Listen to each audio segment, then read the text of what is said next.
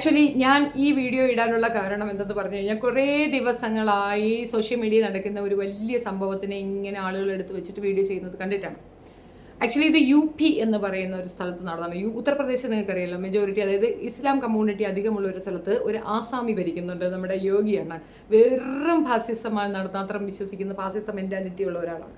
2014 ഇപ്പുറം നമ്മുടെ രാജ്യത്ത് നടക്കുന്ന തീവ്രമായ ജാതീയ വർണ്ണ വ്യത്യാസങ്ങൾ, ഭരണഘടനാ വിരുദ്ധമായ പ്രവർത്തനങ്ങളെ പറ്റി മാത്രം മനസ്സിലാക്കലുകളിൽ കൂടെ സംസാരിക്കുന്ന ഒരു വ്യക്തിയാണ് ഞാൻ. എനിക്ക് മിക്കവാറും ഇതിനു വേണ്ടി സൈബർ ബുള്ളിങ്ങും ഒരുപാട് ഇഷ്ടംപോലെ തെറികളും കേൾക്കാറുണ്ട്, സ്വാഭാവികമാണ്.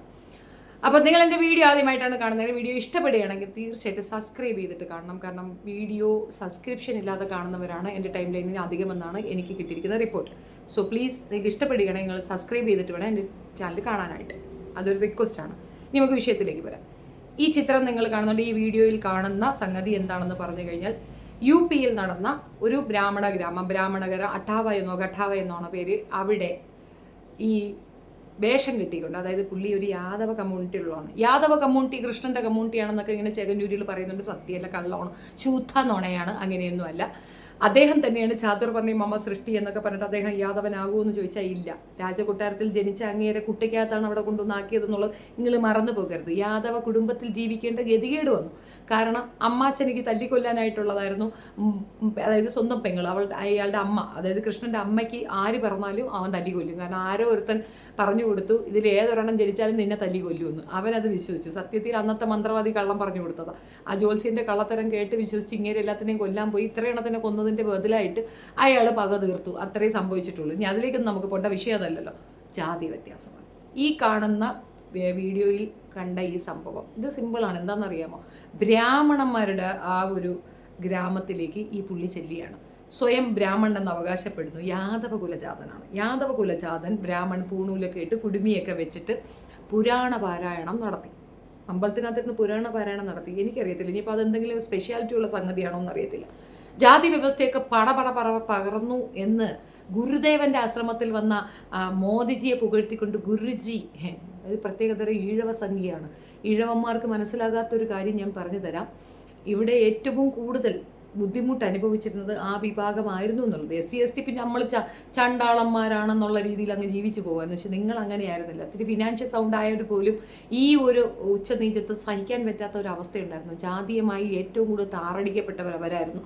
അവരിൽ നിന്ന് ഉയർന്നു വന്ന മനുഷ്യരാണ് ഇവിടെ ഉച്ചനീചത്വങ്ങൾക്ക് എഗൻസ്റ്റായിട്ട് മുസ്ലിങ്ങളോടെ കൂടെ ചേർന്ന് എന്നതിനെതിരെ പൊരുതിയത്. അവരിപ്പം സംഖ്യയാവുന്നത് കാണുമ്പോൾ വിരോധാഭാസമൊന്നുമല്ല, വേറൊന്നും പറയാനില്ല. വിഷയം ഇയാൾ ചെയ്തത് തെറ്റാണോ ശരിയാണോ എന്നുള്ളത് അവിടെ നിൽക്കട്ടെ. ഇവിടെ ജാതീയ വേർതിരിവ് പാടില്ലെന്ന് ഭരണഘടന പറയുന്ന ഒരു രാജ്യത്ത് ബ്രാഹ്മണന്മാരുടെ അമ്പലത്തിൽ കയറിയിരുന്നു. ബ്രാഹ്മണന്മാർക്ക് വേറെ അമ്പലമുണ്ട്, അത് സ്പെഷ്യൽ ക്ലാസ് ആണല്ലോ. അവിടെ ഇരുന്ന് പുരാണ പാരായണം നടത്തിയ ഇയാളുടെ കാലിൽ ഒരു ബ്രാഹ്മണ സ്ത്രീ പോയി വന്ദിച്ചു ഇത്രേ. അത് ഭയങ്കര ക്രൈമാണ്. അതിന് ബദലെന്തായിരുന്നു എന്നറിയാമോ? അവരുടെ പാദങ്ങളിലേക്ക് വീണ് മാപ്പ് പറയുന്നു. നാക്ക് കൊണ്ട് നക്കി അവരുടെ പാദം തുടങ്ങുന്നു. ഈ നാക്കിന് അയിത്തല്ല, തുപ്പല് കുഴപ്പമില്ലായിരിക്കും അല്ലേ? മാത്രവുമല്ല, അശുദ്ധി ശുദ്ധിയാക്കാൻ വേണ്ടി ബ്രാഹ്മണ സ്ത്രീ പെടുത്തൊഴിച്ചു കൊടുക്കുകയാണ് അവൻ്റെ തലയിൽ കൂടെ. ചിന്തകീയമാണ്. എന്തെല്ലാമാണ് UP ഇത് സംഭവിക്കുന്നത് എന്നുള്ളതാണ്.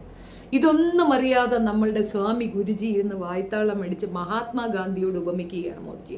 അത് ഏകദേശം ശരിയായിരിക്കും കേട്ടോ. ഞാനും പണ്ട് കേട്ടിട്ടുണ്ട്. ഏറ്റവും കൂടുതൽ ഈ ഒരു എന്താ പറയണേ, ജാതീയതയ്ക്ക് കൂടുതൽ അക്സെപ്റ്റൻസ് ഒക്കെ കൊടുത്ത പുള്ളിയാണെന്ന് തോന്നുന്നത്. അതായത് സംഘികളെ കൂടുതൽ അക്സെപ്റ്റ് ചെയ്തിരുന്ന പുള്ളിയാണ്. പക്ഷേ സംഘികൾക്ക് ഭരിക്കാനുള്ള ഒരു സ്പേസ് കൊടുക്കാതിരുന്നതിൻ്റെ ദേഷ്യത്തിൽ, പ്രത്യേകിച്ച് യുക്തിവാദിയായ നെഹ്റുവിനെ ആ സ്പേസിൽ വെച്ചതിൻ്റെ ദേഷ്യത്തിലാണ് അവർ വെടിവെച്ച് കൊന്നുകളെന്നൊക്കെ അവർക്കിടയിൽ ഇങ്ങനെ ഒരു ചർച്ചയുണ്ട്.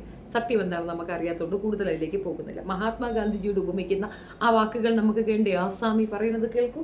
ആസാമിയുടെ കേൾവി കേട്ടുള്ളൂ. സഹോദരങ്ങളെ, ഞാൻ ഉറക്കെ പറയട്ടെ, ഇങ്ങനെയൊരു പ്രധാനമന്ത്രി നമ്മുടെ ഭാരതത്തിൽ ഉണ്ടായിട്ടില്ല.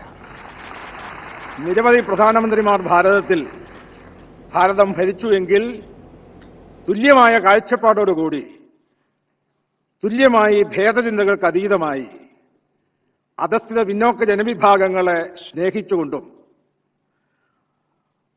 എല്ലാവിധമായ മതഭേദങ്ങൾക്കും അപ്പുറത്ത് രാജ്യത്തെ കണ്ടുകൊണ്ട് രാജ്യത്തിന്റെ പുരോഗതിയാണ് ഏറ്റവും വലുത് എന്ന് മനസ്സിലാക്കിക്കൊണ്ട് അതനുസരിച്ച് പ്രവർത്തിക്കുന്ന മഹാനായ ഒരു പ്രധാനമന്ത്രിയാണ് ഇന്ന് നമുക്ക് ഭാരതത്തിനുള്ളത്.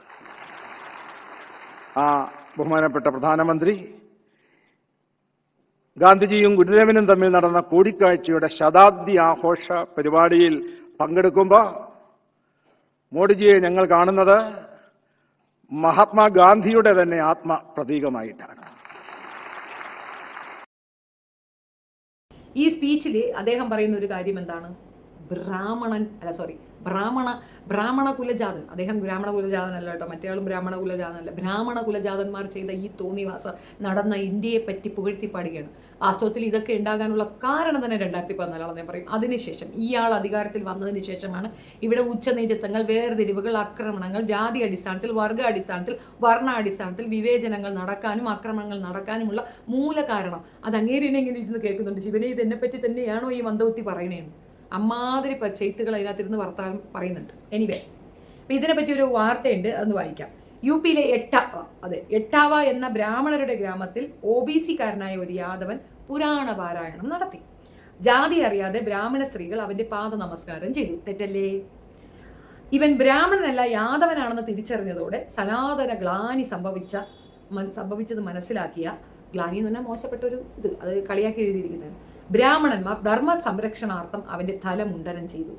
തലമുഴുക വെടിച്ച് ദൂരെ കളഞ്ഞ് ആ ബ്രാഹ്മണ സ്ത്രീയുടെ കാലിൽ മുഖമുരച്ച് മാപ്പ് പറയുകയും, അപ്പൊ തുടങ്ങുമ്പോൾ കുഴപ്പമില്ലേ, എന്തോ സ്ത്രീയുടെ പവിത്രമൂത്രം പുണ്യാഹമായി തളിച്ച് സ്വധർമ്മം ലംഘിച്ച അവനെ പാപമുക്തനാക്കുകയും സനാതന മർമ്മത്തെ സംരക്ഷിക്കുകയും ചെയ്യുന്നു. പട്ടികജാതിക്കാരുടെ അവസ്ഥ എന്ന് ആലോചിക്കുകയാണെങ്കിൽ ഇതാണെങ്കിൽ ഇതിപ്പം യാദവൻ OBC കാറ്റഗറിയാണ്. പട്ടികജാതിക്കാർ ശിവനെ ആ ഏരിയയിലും കാണാൻ പോയാൽ മരം തൂക്കിക്കൊന്നു കളയും. അമ്മാതിരി ചെയ്ത്തുകളെ. ബ്രഹ്മസൂത്ര അപശ്രുത അധികാരണം ഭാഷ്യത്തിൽ ശങ്കരൻ പറയുന്നത്, വേദം വായിക്കുന്ന ശൂദ്രന്റെ നാക്ക് മുറിക്കണം. അതായത് സ്മൃതികളിൽ പറയുന്നത്, മനുസ്മൃതികളിൽ പറഞ്ഞൊരു കാര്യമാണ് ഇവിടെ പറഞ്ഞത്, ബ്രഹ്മസൂത്ര. ഓക്കെ, അവർ പുരാണങ്ങൾ വായിക്കട്ടെ എന്നാണ്. ഇവൻ വായിച്ചത് പുരാണമാണെങ്കിലും അതും 4-ാം വർണ്ണത്തിലെ ഹിന്ദുവിനാണ് പറഞ്ഞിരിക്കുന്നതാണ്. പുറമ്പോക്ക് ജന്തുക്കൾക്ക് അതിൽ കാര്യമൊന്നുമില്ല.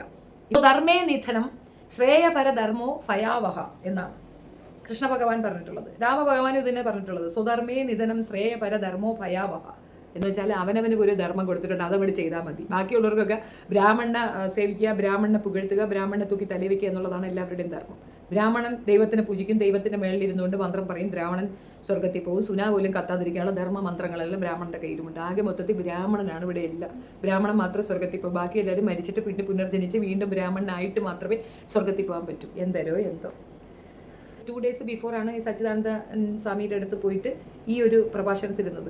അതിൽ ഈ പറയുന്ന ഈഴവ കമ്മ്യൂണിറ്റിയെ പ്രതിനിധി ചെയ്യുന്ന SNDP യോഗത്തിലുള്ള ഒരു സംഭാഷണ ശകലമാണ് ഞാൻ എടുത്തു വെച്ചത്. നിങ്ങൾക്ക് മനസ്സിലാകാത്ത, നിങ്ങൾക്കിടയിലേക്ക്, നിങ്ങളുടെ മനസ്സുകളിലേക്ക് കുത്തി നിറയ്ക്കുന്ന ഒരു പ്രത്യേകതര ജാതിബോധം അതിനകത്തുണ്ട്. അതിനെതിരെ ശക്തമായി പ്രതിഷേധിക്കേണ്ട ഒരു അവസരത്തിൽ അതിനെ സപ്പോർട്ട് ചെയ്യുന്ന ഇത്തരം ആസാമിമാർ ചെയ്യുന്ന തെറ്റ് എന്താണെന്ന് മനസ്സിലാക്കാൻ ഇച്ചിരി പോലും മെനക്കെടണം. അത്രേ ഉള്ളൂ. ഇവിടെ ഇത് കുറവാണ് കേട്ടോ, അപ്പുറത്തോട്ട് അത് ഭീകരമാണ്. ഈ മഹാരാജാവിനെ പുകഴ്ത്തി പറയുന്ന ഈ രാജാവ് എന്തടിസ്ഥാനത്തിലാണ് അവിടെ കയറി കുത്തിയിരിക്കുന്നതെന്ന് മനസ്സിലാവുന്നില്ല. നാരായണ ഗുരു പറഞ്ഞതെന്ത്, നാരായണ ഗുരു പ്രചരിപ്പിച്ചതെന്ത്, നാരായണ ഗുരു പറഞ്ഞ് മനസ്സിലാക്കി കൊടുക്കാൻ ശ്രമിച്ചതെന്ത്, എല്ലാത്തിനും നേർ വിപരീതമായിട്ട് കുറേ വാണങ്ങൾ കയറി ഇരുന്നു കൊണ്ട് കഥ പറയുന്നതായിട്ടാണ് എനിക്ക് മനസ്സിലായിട്ടുള്ളത്. എനിവേ, മോദിജിയാണോ ഇതിൻ്റെയൊക്കെ കാരണക്കാരാണെന്ന് വെച്ചാൽ 100% യെസ് എന്ന് ഞാൻ പറയും. രാഷ്ട്രീയ ലക്ഷ്യത്തോടു കൂടി രാഷ്ട്രീയ അധികാരം പിടിച്ചടക്കാൻ വേണ്ടിയിട്ട് മാത്രം പൊതുസമൂഹത്തിൽ ഇല്ലാത്ത സ്പർദ്ധ വളർത്തുകയും അവർക്കെതിരെ വളരെ വൃത്തികെട്ട രീതിയിൽ അവരെ പ്രൊവോക്ക് ചെയ്യുന്ന രീതിയിലുള്ള സംഭാഷണങ്ങളൊക്കെ പറഞ്ഞു കൊടുക്കുകയും ഒക്കെ ചെയ്ത് അധികാരത്തിലെത്തിയ ഒരു മനുഷ്യൻ പൊതുസമൂഹത്തിന് കൊടുത്തിരിക്കുന്ന മെസ്സേജ് എന്താണെന്ന് നേരത്തെ കാണിച്ച വീഡിയോയ്ക്ക് അകത്തുണ്ട്. ആ വീഡിയോ വ്യക്തമായി പറയുന്നുണ്ട്, സഹജീവിയെ സഹജീവിയായി കാണാൻ. കല്ലിൽ നിങ്ങൾക്ക് ദൈവത്തിനെ കാണാൻ സാധിക്കുന്നുണ്ടെങ്കിൽ സഹജീവിയായി കാണാൻ എന്താ ബുദ്ധിമുട്ട്? അവിടെ എന്തിനാണ് ഈ വേർതിരിവ്? കീഴാള ജനത, ചണ്ടാള ജനതയാണ്. SC/ST കാറ്റഗറി ചിലപ്പോൾ അവരത് അങ്ങതുകൊണ്ട് സമാധാനമായിരിക്കും. ഈ പറയുന്ന സംഗതി നടക്കുന്ന സ്ഥലത്ത് ഉള്ള ആൾ ഒരു സ്വാമിയാണ്. സ്വാമിമാരെന്ത് പറയും, ആർക്ക് ഇത് കൊടുക്കും എന്നുള്ള അറിയാം. ഈ റീസെൻ്റ്ലി UP-യിൽ നടന്നൊരു സംഗതി നിങ്ങൾക്കറിയാമല്ലോ. അവിടെ ഒരു പെൺകുട്ടി ബലാത്സംഗം ചെയ്ത് കൊല്ലപ്പെട്ടു. എന്തിനായിരുന്നു? ആ പയ്യന്മാരെ ശിക്ഷിക്കാൻ പോയിട്ട് അവന്മാരെ സേവിക്കാൻ അല്ലെങ്കിൽ രക്ഷിക്കാൻ വേണ്ടിയിട്ടാണ് ആളുകൾ ചാടി ഇറങ്ങിയെന്നാണ് എനിക്ക് മനസ്സിലായിട്ടുള്ളത്. ഇവിടുന്ന് ഒരാൾ അങ്ങോട്ട് പോയിരുന്നു, അയാളെയും പിടിച്ച് ജയിലിലിട്ടു. അമ്മാതിരി അത്രയും പ്രശ്നഭരിതമായ ഒരു സ്ഥലമായി UP മാറിക്കൊണ്ടിരിക്കുകയാണ്. അവിടെ ഭരിക്കുന്നവൻ്റെ യോഗ്യതയാണത്. അതേപോലെ ഇന്ത്യ അതേപോലെ ഭീകരമായ ഒരു അവസ്ഥയിലേക്ക് നടന്നു നീങ്ങുകയാണ്. UP അതിൻ്റെ എക്സാമ്പിൾ ആണെന്ന് ഓർത്തുകൊള്ളണം. ഒന്നും പറയാനില്ല. ഇനി വരുന്ന കാലഘട്ടത്തിൽ എന്താണ് ഈ സമൂഹത്തിന് സംഭവിക്കാൻ പോകുന്നതെന്ന് കാത്തിരുന്ന് തന്നെ കാണണം. ഇത് എതിർക്കപ്പെടേണ്ടതാണ് എന്ന് സംസാരിക്കുന്നവരെ അവർ അടിച്ചമർത്തും, തീവ്രവാദികളെന്ന് പറയും, നക്സൽ എന്ന് പറയും, ഇല്ലാത്ത ഗുണാഷ്ടിക്ക് എല്ലാം കൊണ്ടുവന്ന് തലയിൽ കെട്ടിവെച്ച് ഒതുക്കും. ജാതീയ വിവേചനം ഭരണഘടനാപരമായിട്ടുള്ള തെറ്റാണത്, വളരെ വലിയ കുറ്റമാണ്. ആ കുറ്റം ആവർത്തിക്കുന്നതും അത് ചെയ്യാൻ നിർബന്ധിക്കുന്നതും പ്രോത്സാഹനം കൊടുക്കുന്നതും ഭരണപക്ഷത്തിരിക്കുന്ന ഇവരൊക്കെ തന്നെയാണ്. അപ്പോൾ ഇവരൊക്കെ ഇന്ത്യ വിരുദ്ധരാണോ രാജ്യവിരുദ്ധരാണോ എന്നുള്ളത് നിങ്ങൾ ചിന്തിക്കണം. ഏറ്റവും മോശപ്പെട്ട രീതിയിൽ സമൂഹത്തിലേക്ക് ഇങ്ങനെ ഒരു മെസ്സേജ് പോയിട്ടുണ്ടെങ്കിൽ അതിൻ്റെ പൂർണ്ണ ഉത്തരവാദി ആരാണോ? രാജ്യം ഭരിക്കുന്നവർ തന്നെയാണ്. ആരാണോ അവർ തന്നെയാണ്. അത് യോഗിയായിരുന്നാലും പ്രധാനമന്ത്രിയായിരുന്നാലും രണ്ടുപേരും ചെയ്യുന്ന തെറ്റിൻ്റെ വ്യാപ്തിയാണ് ഇവിടെ വിശദമാക്കിയത്. ഇതിനെ പുകഴ്ത്തുന്നവർ ഓർക്കുക, ഈ നാട്ടിലുള്ള വേർതിരിവ് പോലും ഇവർ കാരണമാണ് വന്നിട്ടുള്ളത്. OBC കാറ്റഗറി ജനിച്ച വേടനെ ആക്രമിക്കപ്പെടുമ്പോൾ എന്തുകൊണ്ടാണ് ഈ സച്ചിദാനന്ദ സ്വാമിയുടെ വായിൽ പഴമായിരുന്നു പറയാൻ പാടില്ലേ? ഒരു വാക്ക് പറഞ്ഞതായിട്ടുണ്ട്. പുകഴ്ത്തി പ്രകീർത്തിച്ച് തള്ളി അങ്ങ് മണ്ടയിൽ കൊണ്ടുവയ്ക്കുമ്പം ഒരു കാര്യം ഓർത്തുകൊള്ളു, വോട്ടാണ് ലക്ഷ്യമെങ്കിൽ ആ വോട്ടിടുന്നത് കേരളത്തിൽ നിന്നുള്ളവരായിരിക്കത്തില്ല. കേരളത്തിലുള്ള ഒരു ബുദ്ധിയും വിവരമുള്ളവരാണ്. UP പോയി പറഞ്ഞാൽ ചിലപ്പോൾ കേൾക്കും. അയാൾ എന്നെ തലയിൽ കൈ വെച്ചുകൊണ്ടിരുന്നു, ചേട്ടാ ഇത് എന്നെ തന്നെയാണോ പറയണേന്ന് അന്തം വിട്ടിരിക്കുന്നത് കണ്ടില്ലേ? അയാൾക്ക് നന്നായിട്ട് അറിയാം അയാൾ ചെയ്ത ചെയ്ത്ത് എന്താണെന്നും ആ ചെയ്ത്തിൻ്റെ ഡെപ്ത് എന്താണെന്നും അതിൽ കൂടെ ഈ സമൂഹം നേരിടുന്ന ബുദ്ധിമുട്ട് എന്താണെന്നും ഒക്കെ നല്ല ബോധ്യമുള്ള മനുഷ്യനാണ്. പക്ഷെ എന്താണെന്നറിയാമോ? മിണ്ടില്ല. രാജ്യം നശിച്ചാലും എനിക്ക് അധികാരം വേണമെന്ന് പറയുന്ന ഒരു പ്രത്യേകതരം ചക്രവർത്തിയാണ് പുള്ളി. അതാണ് ചിന്ത. പ്രജകളാണെന്നും പുകഴ്ത്തലുകളും ഗാന്ധിജിയോട് ഈ ഉപമിച്ച് പറയാനുമൊക്കെ ഒരു നാണോ ഉളുപ്പുമില്ലാത്ത മനുഷ്യരോട് എന്ത് പറയാൻ? ആരായിരുന്നു ഗാന്ധിജി, എന്തായിരുന്നു ഗാന്ധിജി എന്നുള്ള വല്ല ബോധവുമുണ്ട്. പിന്നെ ഒരു കാര്യത്തിൽ എനിക്ക് ചെറിയ ഡൗട്ട് ഇല്ലാതില്ല. എൻ്റെ ഒരു അഭിപ്രായത്തിൽ ഗാന്ധിജി ആഗ്രഹിച്ചിരുന്ന ഇന്ത്യ ചിലപ്പോൾ സംഘികൾ ആഗ്രഹിച്ചിരുന്ന ഇന്ത്യയാണെന്ന് തോന്നാറുണ്ട്. അങ്ങനെ ചെയ്യാത്തത് കൊണ്ടായിരിക്കാം സംഘികൾ ഗാന്ധിജിക്കിട്ട് പണി കൊടുത്തതെന്നും തോന്നിയിട്ടുണ്ട്.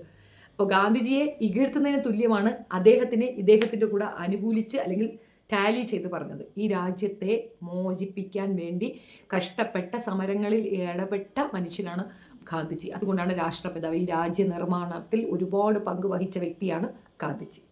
ഈ രാഷ്ട്രം നന്നായി തകരാനും തമ്മിൽ തല്ലിച്ചാകാനും കാരണമാകുന്ന ഒരു കാരണദൂതനെ പിടിച്ചിരുത്തിയിട്ട് അയാളെ കൊലയാണ് ഇയാൾ എന്ന് പറയുന്നതിൽ പരം ഒരു മന്ദബുദ്ധിത്തരം ഒന്നുമില്ല. ആസാമിമാരാണ് ഇവരെ വളർത്തുന്നതെന്നുള്ള തെളിവാണത്. ഇനി ഇവിടെയും കൂടെ കൊണ്ടുവന്നിട്ട് 23% കയ്യിലെടുക്കാൻ വേണ്ടിയിട്ടുള്ള കൊനാഫിക്കേഷനാണ് ഈ നടന്നത് തന്നെ. നടത്തിയാൽ ഒന്നുമില്ല.